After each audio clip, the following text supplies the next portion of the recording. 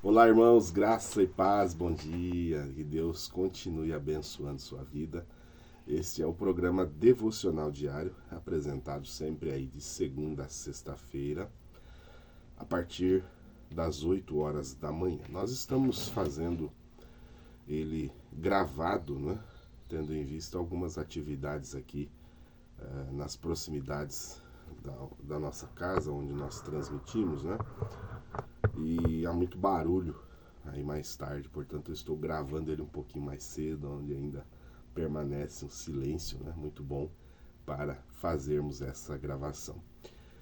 E ontem nós começamos a história de Moisés, do êxodo do povo de Deus do Egito, né? Ontem nós vimos sobre aquelas duas personagens que foram usadas por Deus para livramento dos meninos hebreus. Hoje nós vamos ver um pouquinho sobre a história de Moisés. A história de Moisés começa em um cenário de desespero, mas é recheada de propósitos e esperança. Enquanto o faraó tentava apagar o futuro de Israel, Deus estava cuidando do nascimento daquele que seria usado para libertar o povo. Essa passagem nos lembra de que Deus nunca perde o controle, mesmo quando parece que tudo está desmoronando. Vem comigo e vamos estudar aí sobre o nascimento com propósito, né? O nascimento de Moisés. Deus escreve histórias extraordinárias a partir de começos simples. Um homem da tribo de Levi casou-se com uma mulher da mesma tribo e ela engravidou e deu à luz um menino. Esse é o capítulo 2 do livro de Êxodo. Moisés nasceu numa época de morte, de opressão, mas foi gerado com um propósito divino. Seus pais, mesmo em meio ao medo, confiaram em Deus e fizeram o que podiam para proteger Moisés. Grandes propósitos podem nascer mesmo em lares simples, desde que estejam nas mãos de Deus. Amados, nunca subestime o que Deus pode fazer com o que você oferece a Ele, desde que você ofereça com fé. Nós podemos citar dezenas de exemplos bíblicos de pessoas que ofereceram coisas frágeis, pequenas, e Deus usou como um grande instrumento. O próprio Moisés tinha apenas um cajado em sua mão quando tirou Israel do Egito. Sansão apenas uma queixada seca de jumento para vencer 1000 filisteus. E assim a viúva, aquela velha senhora, com seu filho, apenas um pouquinho de farinha e um pouco de azeite, que eles fariam um bolo para comerem e morrerem.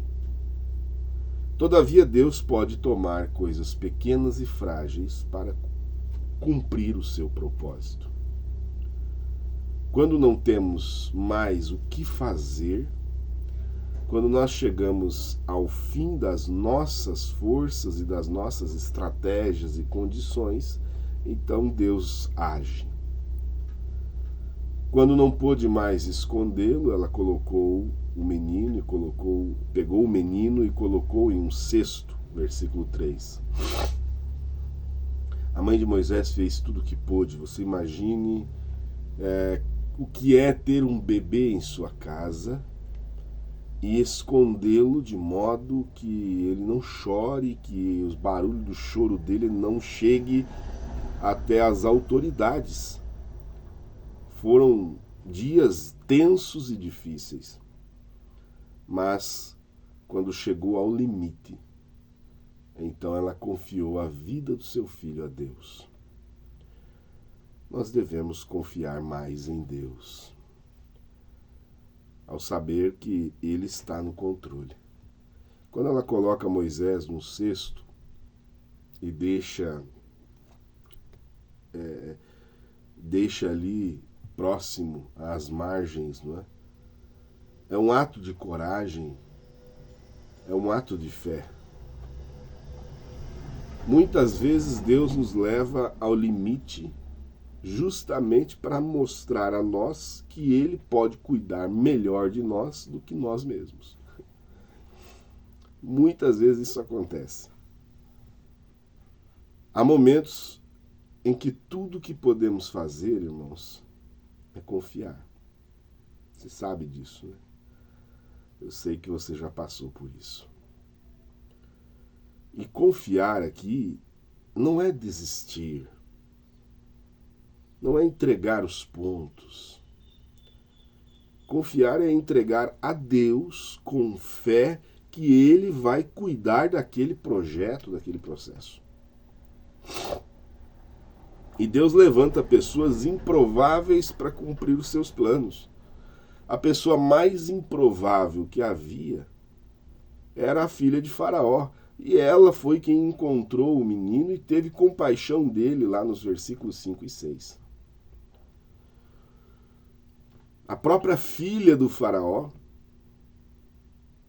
o Faraó que havia decretado a morte dos meninos hebreus, então é ela quem o encontra, é usada por Deus para salvar Moisés, o lar mais seguro no Egito, né?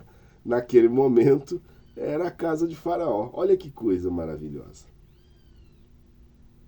A irmã de Moisés estava por ali, atenta. E Deus ainda permite uma coisa assim que eu fico maravilhado nessa história. É Ele permitir que a própria mãe de Moisés o amamente. Olha que coisa. Deus poupou a vida e agora a própria mãe vai ter o direito de cuidar do menino. Isso mostra que Deus tem o domínio absoluto sobre os acontecimentos, inclusive sobre os corações dos poderosos. Deus pode até usar os inimigos para cooperarem com o seu plano, a seu favor. Todas as coisas cooperam juntamente para o bem daqueles que amam a Deus. A história de Moisés aponta claramente para Cristo. Ambos nasceram em tempos de decreto de morte. Ambos foram milagrosamente poupados por Deus para cumprir uma missão redentora. Moisés foi colocado em um cesto, literalmente uma pequena arca, assim como Jesus é a nossa arca de salvação, que nos livra da morte eterna. Moisés seria o libertador do povo de Israel, enquanto Jesus é o libertador de toda a humanidade. Moisés, então, aponta para Cristo como mediador entre Deus e os homens. Para concluirmos, Deus pode usar começos simples para grandes propósitos. Quando nossas forças acabam, a fidelidade de Deus se manifesta. Nenhuma circunstância foge do controle do nosso Deus. Portanto, amados irmãos e irmãs, reflitam nesta manhã quais áreas da sua vida você precisa colocar no cesto e confiar a Deus. Vamos usar essa figura de linguagem, né? Coloca no cestinho. Essa área que está sendo tão turbulenta, experimente colocar no cestinho e confiar em Deus. Ore pedindo a Deus que transforme essas situações difíceis em oportunidades de milagre. Faça a sua parte com fé. O restante, confie no Senhor, porque Ele é poderoso e capaz de pelejar pelos seus filhos, e ainda que o sofrimento permaneça, você continua confiando no Senhor, que Ele sabe todas as coisas. Querido Deus, eu te agradeço por esta manhã maravilhosa, pela Tua palavra, pelo Teu Espírito Santo, por Cristo ter morrido na cruz por nós como nosso Redentor. Muito obrigado pelos ensinamentos que o Senhor nos tem dado. Agora, Pai, conduz-nos ao longo desse dia para que possamos colocar no cestinho, né, todas as nossas angústias, as áreas da nossa vida, de modo que possamos confiar plenamente no Senhor. É o que eu te peço, meu Deus, no nome de Jesus Cristo. Amém. Deus abençoe seu dia e até amanhã, novamente, aqui às 8 horas da manhã, o Senhor permitindo, em mais um devocional diário. Até lá.